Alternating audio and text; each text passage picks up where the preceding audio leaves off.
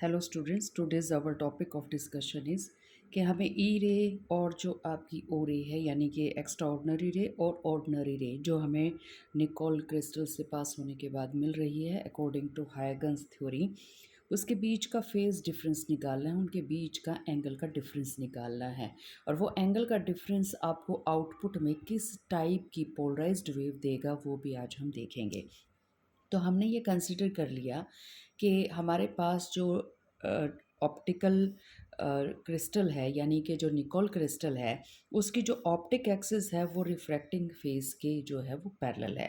तो इसका मतलब है ये कंसिडर कर लीजिएगा कि अगर हम कुछ इस तरह से हमारा निकोल क्रिस्टल इंडिकेट कर रहे हैं और इसके ऊपर डाल रहे हैं, आप यहाँ पर इस सरफेस के ऊपर आप इंसिडेंट रे डाल रहे हैं, तो इस सरफेस के पैरेलल ही आपकी ऑप्टिक एक्सिस है।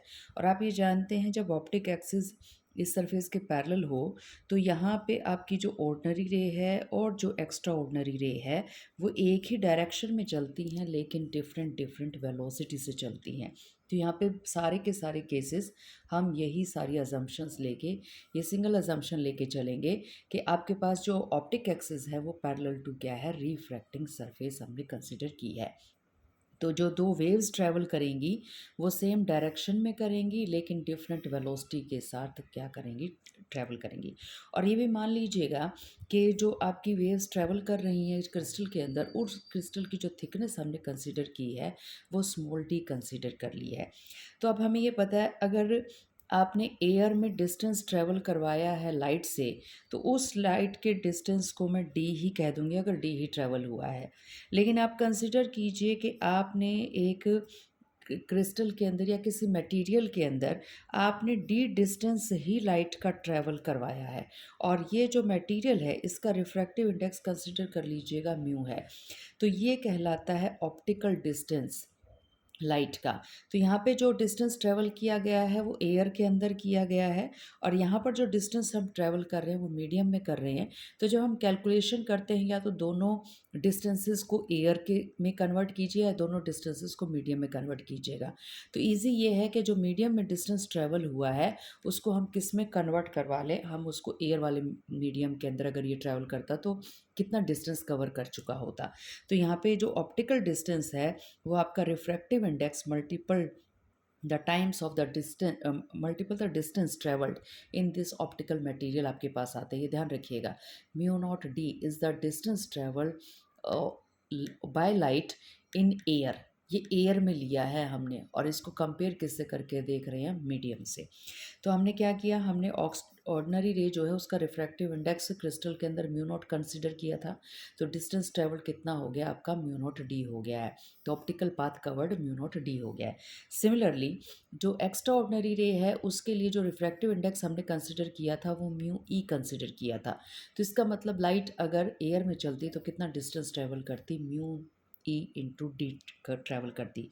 तो देखिएगा इन दोनों डिस्टेंसेस में डिफरेंस है और ये डिफरेंस हमें बताएगा कि आउटपुट में हमें क्या मिलने वाला है। तो optical path difference between the ordinary ray and extraordinary ray that is delta is equal to mu naught minus mu E into D. तो आप इसको इस तरह से भी लिख सकते थे कि आपने म्यू नॉट डी में से माइनस कर दिया है म्यू ई इंटू में डी। तो ये आपके पास जो है इसमें से डी आपने कॉमन निकाल लिया है। अगर आपको पाथ डिफरेंस का पता हो तो आप फेज़ डिफरेंस भी निकाल सकते हैं यानी कि एंगल का डिफरेंस भी निकाल सकते हैं। तो आप जानते हैं जब हमारे पास पाथ डिफरेंस लैम्डा का होता है तो फेज़ डिफरेंस कितने का होता है, 2 पाई रेडियन का होता है। तो अगर हमारा पाथ डिफरेंस यूनिट डिस्टेंस का होगा तो हमारा फेज़ डिफरेंस कितने का हो जाएगा, 2 पाई अपॉन लैम्डा का। तो यहाँ पे जो पाथ डिफरेंस है वो कितने का है, mu naught minus mu A into D है। तो हमारा फेज़ डिफरेंस कितने का हो जाएगा, 2 पाई अपॉन लैम्डा और इनटू में हमारे पास क्या हो जाएगा, पाथ डिफरेंस। तो ये हो गया हमारा phase difference that is delta. तो आप यहाँ पे इस तरह से इसको इंडिकेट कर सकते हैं कि जो एक्स्ट्रा ऑर्डिनरी और जो ऑर्डिनरी रे है उनके बीच में कितने का पाथ डिफरेंस आएगा। ये डिपेंड करता है कि जो आपकी ऑर्डिनरी रे जब चलती है मीडियम के अंदर तो उसका रिफ्रैक्टिव इंडेक्स कितना होगा और एक्स्ट्रा ऑर्डिनरी रे जब मीडियम के अंदर यानी कि क्रिस्टल के अंदर चलेगी तो उसका रिफ्रैक्टिव इंडेक्स कितना होगा। तो इसी को थोड़ा सा आगे बढ़ाते हुए हम देखेंगे तो ये फिनोमिना किस तरह का होगा। तो आपकी ये जो दोनों रे हैं ये ओरिजिनेट तो आपके सेम सोर्स से ही हुई हैं।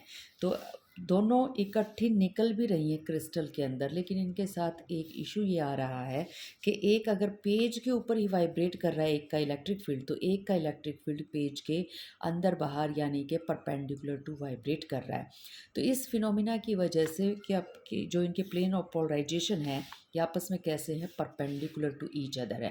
तो इस वजह से इंटरफेरेंस का फिनोमिना तो शो नहीं कर पाएंगे, क्योंकि इंटरफेरेंस के फिनोमिना के अंदर जो दोनों सोर्सेज हैं वो आपके कोहेरेंट सोर्सेज होने चाहिए, और साथ के साथ जो है वो एक ही प्लेन के अंदर उनका जो है इलेक्ट्रिक फील्ड वाइब्रेट भी करना चाहिए। तो यहाँ पर तो आपके पास परपेंडिकुलर प्लेन्स हो जाएंगे जिसमें इलेक्ट्रिक फील्ड वाइब्रेट कर रहा है। तो इस कम्बिनेशन की वजह से कभी हमें मिलेगी इलिप्टिकली पोलराइज लाइट, कभी हमें मिलेगी सर्कुलरली पोलराइज्ड, और कभी हमें क्या मिलेगी, स्ट्रेट लाइन के अंदर पोलराइज लाइट।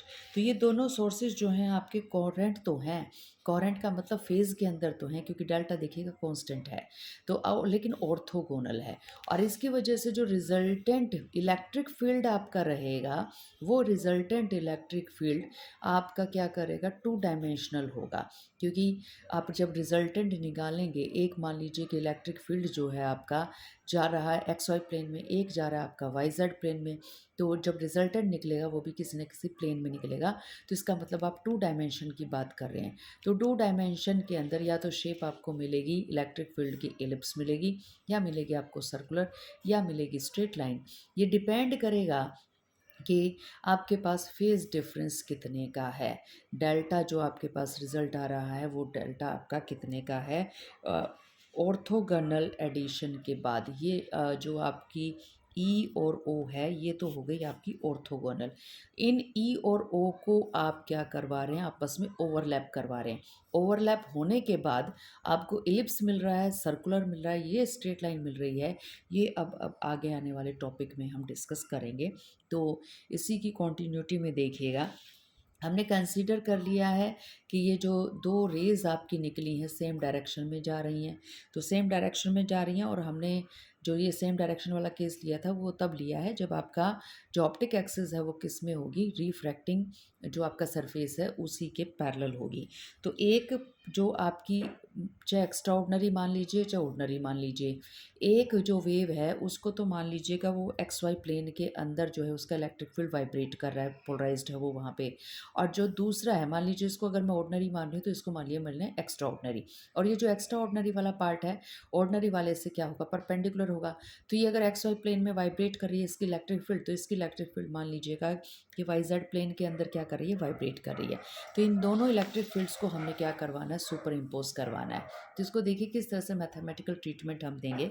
तो हमने मान लीजिए ऑर्डिनरी रे को ऐसे रिप्रेजेंट कर दिया है, E1 कोस के एक्स माइनस ओमेगा टी, और दोनों की दोनों एक डायरेक्शन के अंदर ही प्रोपेगेट कर रही हैं, यानी कि क्रिस्टल से बाहर जब आएंगी तो एक ही डायरेक्शन के अंदर आएंगी। तो वो हमने मान लिया कि एक्स एक्सिस के अलोंग वो बाहर निकल रही हैं। उसके बाद हमने मान लिया कि ये आपकी एक्स्ट्रा ऑर्डिनरी है। तो ऑर्डिनरी और एक्स्ट्रा ऑर्डिनरी में अभी हमने देख लिया था कि डेल्टा का क्या आ रहा है, आपका फेज डिफरेंस आ रहा है, क्योंकि म्यू नॉट बराबर नहीं है म्यू ई के, इस वजह से हमारा फेज डिफरेंस आ रहा है। तो हमने सुपर पोजिशन प्रिंसिपल जो है उसके ऊपर अप्लाई कर दिया है, जिसके अकॉर्डिंग हमें जो रिजल्टेंट वेव मिलने वाली है इन दोनों का एडिशन मिलने वाली है, तो हमने इन दोनों को ऐड कर दिया है। तो ये आपने ई वाई की वैल्यू रख दी है, E1 कोस के एक्स माइनस ओमेगा टी, और ये हो गई आपकी ई जेड की। ई जेड का जो हम ये एम्पलीट्यूड मान रहे हैं दोनों वेव्स का, वो हम डिफरेंट कंसिडर कर रहे हैं यहाँ पे, कोस के एक्स ओमेगा टी। और ये देखिएगा दोनों के अंदर सिर्फ डिफरेंस किसका आ रहा है, डेल्टा का आ रहा है। एक तो डेल्टा का, और एक दोनों का एम्पलीट्यूड भी हमने सेम नहीं माना है, पर्टिकुलर केस में हम इसको सेम कंसिडर करेंगे। अब हमने जो ई जेड है हमारा, ये जो हमारी ये वाली जो टर्म है, इस टर्म को देखिए हमने किस तरह से रिप्रेजेंट करना स्टार्ट कर दिया है। हमने इसको दो फैक्टर्स में कंसिडर कर लिया है। कोस ए प्लस बी वाला फॉर्मूला हमने यहाँ पे लगा दिया है।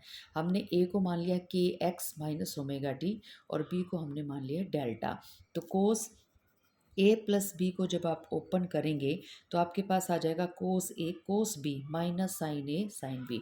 इसको हमने ऐसे रिप्रेजेंट कर दिया है ई टू कोस ऑफ के एक्स माइनस ओमेगा टी कोस डेल्टा माइनस में ई जेड साइन के X minus omega T sine delta. तो ए इसको नाम दे दीजिएगा इक्वेशन नंबर 3। और ये जो आपकी ई वाई थी, तो ई जेड को तो हमने देखिए थोड़ा सा चेंज कर दिया है। ई वाई में हम क्या कर रहे हैं, ई वाई के अंदर हम इसकी वैल्यू निकाल रहे हैं इक्वेशन नंबर फर्स्ट से। तो कोस K X minus omega T की वैल्यू कितनी आ जाएगी, ई वन को इधर ले जाइएगा, ये हो जाएगा आपका E Y divided by E one. तो दो चीज़ें हमने की हैं, एक तो हमने ई टू को की ये वाली टर्म जो है इसको बाय फॉर्मूले से एक्सपेंड कर लिया है। दूसरा हमने क्या कर लिया है, कोस के एक्स माइनस ओमेगा टी की वैल्यू निकाल दी है। ये जो दो काम हमने किए हैं, इन दोनों को हमने यहाँ पे पुट कर दिया है। तो हमने क्या किया, कोस K X minus omega T की जगह तो पुट कर दिया है E Y upon E one. और ये जो आपका cos K X minus omega T plus delta था, इसको हमने इस तरह से एक्सपेंड करवा दिया है। तो आप देखिएगा अब जो नई आपके पास रिजल्टेंट वेव हमें मिलने वाली है, वो आपको कुछ इस तरह से रिजल्टेंट वेव मिल जाएगी। एक काम और भी कीजिएगा, ये जो साइन के एक्स माइनस ओमेगा टी की वैल्यू आई है, इसको भी हम कोस के फॉर्म में पुट कर रहे हैं। तो ये हमने कर दिया यहाँ पे 1 minus cos square K X minus omega T raise to power 1/2। आप जो है साइन थीटा को लिख सकते हैं 1 minus cos square theta by 2 और 1 जो है अंडर रूट के अंदर ये वैल्यू आपकी आ जाएगी। तो यही काम हमने किया है। तो ये ई जेड की वैल्यू और जो आपकी कोस के एक्स माइनस ओमेगा टी की वैल्यू थी, उसको हमने पुट कर दिया है रिजल्टेंट वेव की फॉर्म के अंदर। तो ये काम दे यहाँ पे हमने कर दिया है, E Y upon E one put कर दिया है कोस के एक्स माइनस ओमेगा टी की जगह। तो ई जेड की वैल्यू देख लीजिएगा क्या आ गई है आपकी, ई जेड बराबर आ गया है आपका ई टू ही रहा। कोस K X minus omega T की जगह E Y upon E one put कर दिया। कोस डेल्टा को हमने कोस डेल्टा रहने दिया। ये आपके पास अंडर रूट था तो इसको हमने अंडर रूट ही रहने दिया है। वन की जगह हमने वन ही पुट किया है, माइनस की जगह माइनस ही आया है। बस ये जो cos square K X minus omega T था, E Y upon E one की में पुट कर दिया है। ई टू साइन डेल्टा को हमने ई टू साइन डेल्टा ही रखा है। तो यहाँ पे इसको थोड़ा सा रीअरेंज कर लीजिएगा, इस टर्म को जो उठा के आप कहाँ ले आइएगा, इधर लेफ्ट हैंड साइड ले आइएगा। ये काम कर दिया। ये काम करने के बाद दोनों तरफ क्या कर दीजिएगा, स्क्वेयरिंग कर दीजिएगा और डिवाइड कर दीजिएगा आप ई टू के स्क्वेयर से। तो ई टू के स्क्वेयर से डिवाइड करने के बाद और दोनों तरफ स्क्वेयरिंग करने के बाद और रीअरेंजमेंट करने के बाद आपको कुछ इस तरह का रिज़ल्ट मिल जाने वाला है। ई वाई का स्क्वेयर अपॉन में ई वन का स्क्वेयर, ई जेड का स्क्वेयर अपॉन में ई टू का स्क्वेयर और माइनस में 2 E Y E Z divided by E one E two into में कोस डेल्टा और that is equal to sine square delta. तो ये आपकी एक जनरल इलिप्स इक्वेशन से अगर आप इसको कंपेयर करें तो यहाँ पे ये आपकी एज इट इज़ कंपेयर हो जाती है। तो ये इस इक्वेशन को आप याद रखिएगा। इस इक्वेशन में ई वाई जो है आपका मान लीजिए ऑर्डिनरी वेव को रिप्रेजेंट कर रहा है, ई जेड मान लीजिए आपका एक्स्ट्राऑर्डिनरी वेव को रिप्रेजेंट कर रहा है। तो ऑर्डिनरी वेव का एम्पलीट्यूड है ई वन और एक्स्ट्रा ऑर्डिनरी वेव का एम्पलीट्यूड कितना है, ई टू है। तो डेल्टा आपके पास ई वन और ई टू आगे पीछे चल रहे हैं और कितने एंगल से चल रहे हैं, डेल्टा से चल रहे हैं। तो ये सारी चीज़ जो है इसको हम बार बार यूज़ करेंगे तो देखिए किस तरह से हमारे पास रिजल्ट्स आने वाले हैं। तो हमने जो है ये देख लिया कि जो इक्वेशन आ रही है वो आपके पास एक इलिप्स की आ रही है। और इस इलिप्स को अगर आप देखेंगे तो ये जो इलिप्स है आपका, वो आपकी जो है उसकी लिमिट्स हैं, वो एक बाउंड्री के अंदर है, वो कंस्ट्रेंट्स के अंदर है। और कंस्ट्रेंट्स क्या हैं कि आपको इलिप्स इस तरह से बनाना है कि वो एक रेक्टेंगल के अंदर बने और रेक्टेंगल की साइड्स जो है वो हो आपकी 2 ई वन और 2 ई to.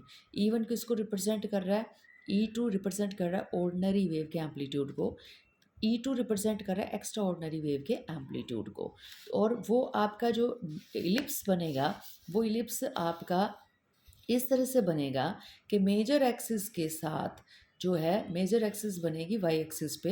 Major axis Y axis पे बनेगी, आप वाई एक्सिस के साथ जो एंगल बनेगा मेजर एक्सिस का वो बनेगा अल्फ़ा का। और अल्फ़ा किसके बराबर आएगा आपका, tangent two alpha is equal to E two cos delta divided by ई1 का स्क्वायर माइनस ई2 का स्क्वायर। तो ये फिगर इस तरह से आएगी आपकी कि ये आपका ई जो आपकी ऑर्डिनरी वेव है, एक्स्ट्रा ऑर्डिनरी वेव है, ये आपस में ओवरलैप कर गई, ओवरलैप करके आपको ये दिखाई देने वाला है आउटपुट में इलिप्स। और इलिप्स की जो साइड्स हैं वो कुछ इस तरह से हैं कि इलिप्स आपका बंद है 2E2 और 2E1 के एक रेक्टेंगल में। और जो इसकी ये मेजर एक्सिस है, मेजर एक्सिस आपकी जो है वाई डायरेक्शन के साथ कितने का एंगल बना रही है, वो बना रही है यहाँ पे, ये आपकी वाई डायरेक्शन है। तो वाई और ये जो जेड दिखाई है ये कंसिडर कर लीजिएगा पेज से बाहर आ रही है। तो ये जो आपका ये जो है ये कंसिडर कीजिएगा कि ये आपकी वाई डायरेक्शन आ रही है। तो एंगल कितने का बन रहा है इसका, आपका अल्फ़ा का एंगल बन रहा है। तो अगर आप ये वाई यहाँ पे दिखा रहे हैं तो इस एंगल को अल्फ़ा कीजिएगा, और अगर आप वाई यहाँ पे दिखा रहे हैं तो इस एंगल को अल्फ़ा कीजिएगा। तो ये आपके ऊपर है कि किस एंगल को आप अल्फ़ा कर रहे हैं। तो स्पेशल केसेस देखिएगा कि डेल्टा इज इक्वल टू अगर ज़ीरो हो गया, या फिर डेल्टा इज इक्वल टू किसके बराबर हो गया, 2m पाई के हो गया, तो आपको पता है कोस ज़ीरो या कोस 2m पाई बराबर हो जाएगा 1 के। और साइन ज़ीरो या फिर साइन 2m पाई किसके बराबर हो जाएगा, sine delta is equal to zero के बराबर हो जाएगा। तो आप अगर ये दोनों वैल्यूज़ कोस की और डेल्टा की, कि कोस डेल्टा तो हो गया 1 और साइन डेल्टा हो गया 0, अगर आप यहाँ पे पुट करते हैं तो आपको जो इक्वेशन अब मिलने वाली है इस कंडीशन के अंदर, आपको मिलने वाली है ये वाली इक्वेशन। तो इस इक्वेशन को आप थोड़ा सा रीअरेंज और कर लीजिएगा तो आपको ये इक्वेशन मिल जाएगी। और इस इक्वेशन में अगर आप ये देखें तो अगर मैं यहाँ पे ये कह दूँ y is equal to m x plus c, जिसमें y भी वेरिएबल है, एक्स भी एक वेरिएबल है, दूसरा वेरिएबल वाई है, और यहाँ पे सी की वैल्यू मैंने ज़ीरो कर दी, तो ये आपकी एक स्ट्रेट लाइन की इक्वेशन हो जाती है। और ये जो स्ट्रेट लाइन जा रही है वो आपकी कहाँ पे जा रही है, ओरिजिन से निकल रही है। तो इसका मतलब जो रिजल्टेंट वेव आपको मिल रही है वो रिजल्टेंट वेव आपको एक स्ट्रेट लाइन मिल रही है। इसका मतलब जो इलेक्ट्रिक फील्ड मिल रही है आपको आउटपुट के अंदर, वो एक पर्टिकुलर लाइन के ऊपर ही क्या कर रही है, वाइब्रेट कर रही है। तो E2/E1 जो है उस लाइन का क्या हो गया है, आपका स्लोप हो गया है। तो आपको एक प्लेन पोलराइज लाइट मिलने वाली है जो एंगल बना रही है कितने का, टेंजेंट इनवर्स E2/E1 का। कि देखिएगा स्लोप ही तो निकालना है आपने, तो टेंजेंट थीटा ही तो स्लोप होता है आपका। तो वाई एक्सिस के साथ आपका ये एंगल बन रहा है। तो आपको जो है ये कंसिडर कर लीजिए कि ये आपकी ऑर्डिनरी रे है, ये मान लीजिए आपकी एक्स्ट्रा ऑर्डिनरी रे है। तो आपको आउटपुट में ना तो ऑर्डिनरी रे नज़र आने वाली है ना एक्स्ट्रा ऑर्डिनरी नज़र आने वाली है, आपको आउटपुट में ये रे नज़र आने वाली है। और ये एंगल आपका कितने का हो जाएगा, अल्फ़ा का हो जाएगा। तो ये कंडीशन कब लगी है आपकी, जब delta is equal to zero या delta is equal to 2m pi है। यानी कि आपकी जो दोनों वेव्स हैं, या तो जो है इनके बीच में जो एंगल का डिफरेंस है वो ज़ीरो का आ रहा है, तो आपको स्ट्रेट लाइन मिलने वाली है। उसके बाद देखिएगा सेकंड कंडीशन आपके पास क्या है, डेल्टा इज इक्वल टू पाई आ जाए, यानी कि जहाँ जब आपका ऑर्डिनरी वेव का क्रस्ट एक्स्ट्रा ऑर्डिनरी वेव के ट्रफ के ऊपर गिर जाए, तो ये वाला केस आपको मिल जाएगा अपोजिट फेज के अंदर। तो जब delta is equal to zero हो या ओड मल्टीपल ऑफ पाई हो, तो कोस डेल्टा तो -1 हो जाता है, लेकिन साइन डेल्टा क्या हो जाता है, ज़ीरो। तो पीछे जो हमारी एक जनरलाइज इक्वेशन थी उसमें कोस डेल्टा और साइन डेल्टा की वैल्यू पुट करते ही आपको ये रिजल्ट मिलेगा। इसको रीअरेंज कर लीजिएगा, रीअरेंज करते ही आपको ये मिल जाएगा। तो यहाँ पर अब की बार आप ये देख रहे हैं, पिछली बार जो स्लोप आया था वो E2/E1 आया था, अब की बार आ रहा है माइनस का स्लोप। तो अब की बार जो पोलराइजेशन है वो नीचे की तरफ जाएगा, तो ये आपका स्लोप आ जाएगा। तो अब की बार फिर आपको प्लेन पोलराइज वेव मिलने वाली है, तो इस वेव को आप जो है इसका स्लोप ये हो जाएगा, और आप इसको इस तरह से रिप्रेजेंट कर सकते हैं। तो ये अगर इनिशियल कंडीशन यहाँ पे है t is equal to zero पे, यहाँ से स्टार्ट हुई है, तो इस तरह से वाइब्रेट आपकी जो इलेक्ट्रिक फील्ड कर रही है। पिछले केस में यहाँ पे t is equal to zero consider किया था हमने, और यहाँ पे जाके वेव जो है आपकी कंप्लीट हो रही है।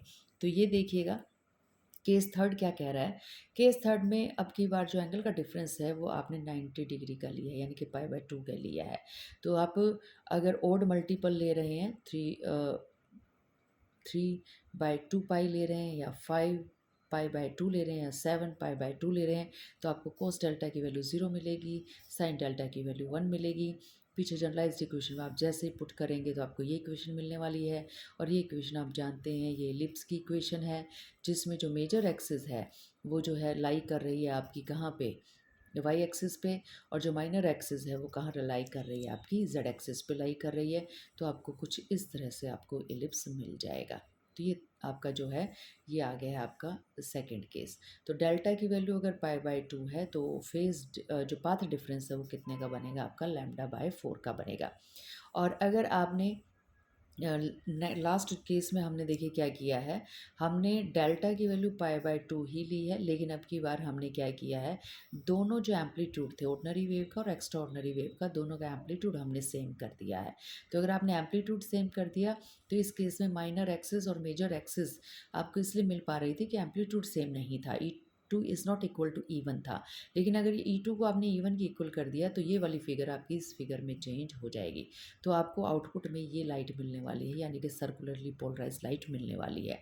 तो सर्कुलरली पोलराइज और इलिप्टिकली पोलराइज लाइट के अंदर एक ही डिफरेंस है, यहाँ पे E2 is not equal to E1 है और यहाँ पे E2 is equal to E1 है। तो आपको रिजल्टेंट वेव जो कैसे मिल जाएगी, आपको सर्कुलरली पोलराइज्ड वेव मिल जाएगी। तो ये जो था ये हमने सारा पढ़ लिया है कि कब आपकी जो है आपको आउटपुट में एक लाइन दिखने वाली है, कब आउटपुट में आपको एक सर्कल दिखने वाला है, कब आउटपुट में आपको एक एलिप्स दिखने वाला है। इट ऑलवेज डिपेंड्स कि जो लाइट जा रही है, एक्स्ट्रा ऑर्डिनरी और ऑर्डिनरी वेव्स जा रही हैं, वो जब बाहर निकल रही हैं तो आपस में वो कितने का एंगल बनाते हुए निकल रही हैं। तो नेक्स्ट जो है हम पढ़ेंगे क्वार्टर हाफ प्लेट्स के बारे में और हाफ वेव प्लेट्स के बारे में। तो stay healthy and stay happy.